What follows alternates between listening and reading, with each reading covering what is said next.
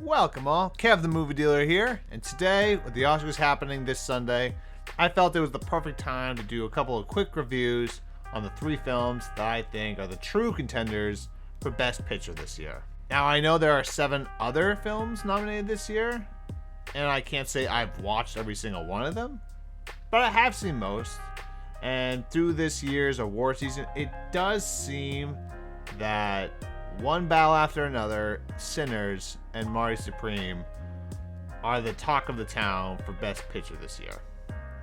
So let's dive into these films, starting with One Battle After Another. I personally was nervous going into this movie. Like any cinephile, I'm a fan of Paul Thomas Anderson. Can't say I'm a ginormous fan, but I'm a fan. However, for me, he hasn't made a good movie since The Masters. You know, Inherent Vice, Phantom Thread, or Licorice Pizza really did nothing for me. I just never connected with any of the stories or the characters. And for One Battle, the trailers weren't giving you much to work with. As the viewer, you really didn't know what the movie was about. So when I went on opening night, I was a little skeptical, but I walked out with a sigh of relief. I thoroughly enjoyed the film. Can't say it's one of his best films, but it's definitely a highlight on his filmography. It was interesting seeing Paul Thomas Anderson focus more on societal themes over identity with his storytelling. There's always a sense of culture and class in his films, but most of the time he focuses more on the human condition, people discovering who they really are and their place in the world. But in this story, Paul is more interested in showing his worldviews than his characters, doing more world building than character work. Performances were great all around. Definitely want to shout out to Chase Infinite, the daughter of Leonardo DiCaprio. I feel she had the most difficult task as an actor. She had to say more with her body and eyes than with words. To be honest, I'm not quite sure why the mother actress was nominated over her, but I guess it doesn't matter. And that car chase sequence was by far the most suspenseful scene I've seen all year. Definitely a good watch. Now, let's dive into Sinners. I love Ryan Coogler and Michael B. Jordan. They're always great. Every movie they make together is gold for me. Unfortunately, though, I gotta say, I think this movie is a little overrated. I've watched it twice now, and I still feel the same way as it did on the first viewing. I felt this movie has more setup than payoff.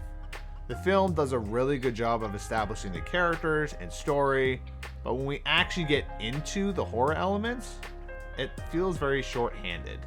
When Remick first walks up to the barn to get invited in, to when he meets his demise to Sammy, that's about 40 minutes, I believe, of the film. And for a 2-hour and 17-minute movie, that's not even half of the runtime, and you can feel it go by fast. And some writing choices still bother me. Like, when they threaten to go grab the market owner's daughter if they don't give up Sammy, I still don't understand why they don't go out and grab the daughter anyways and show how serious they are. What was stopping them from doing that? If they had brought the daughter and made her into a vampire, it would have made more sense when the mother loses her mind later on and lets the vampires in. And I still don't understand in the final scene when the KKK showed up to kill them all in the morning, when no one was going to be around. Wouldn't it have been more interesting if they showed up in the middle of the night and were all turned into vampires and they weren't racist anymore because of it? And I gotta say, the Haley Steinfeld character I felt was such a really unique and interesting character that they established. But I feel like once she turned Michael B. Jordan into a vampire, they had nothing for her to do for the rest of the movie. She was just there. There was nothing for her to do. That part of it, I think, disappointed me the most, because it was a really interesting character, and they gave her nothing at the end of the movie. So that was kind of annoying for me. There are so great things about the film, like the production, sets, costumes, cinematography, and the acting. All of it was just phenomenal. It was just certain writing choices that took me out of it. But everyone I know loved it, and that makes me happy. Okay, last but not least, Marty Supreme. This is not only my favorite film in the Oscar race for Best Picture, but it is my favorite movie of the year. I loved everything about it. The character, the story, the concept, and the overall vibes. The film felt like it was trying to be something different, but at the same time paying homage to classic cinema. You really can't talk about this film without discussing Timothée Chalamet's performance. He truly carries the film with his acting. Every scene, you can't take your eyes off him. Without him, this movie would not have worked the same. I kind of love how the movie is not only trying to tell a unique story, but kind of making fun of young, talented artists who may lead a very selfish lifestyle. Now, that sense of drive Marty has can be really contagious. But you see that drive also pushes away the people that should mean the most to him, until he meets, at the end, the one person he just can't drive away.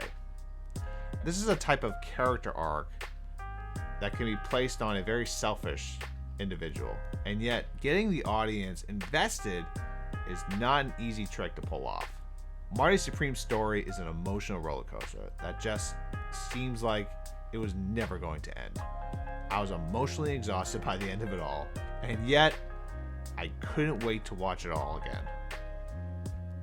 So those are my kind of quick reviews on those three movies.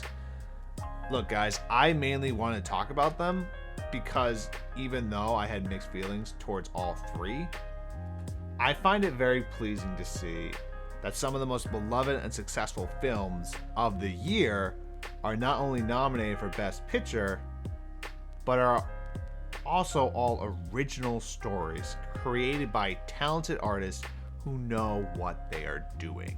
This is the kind of direction that is keeping the movie-going experience alive.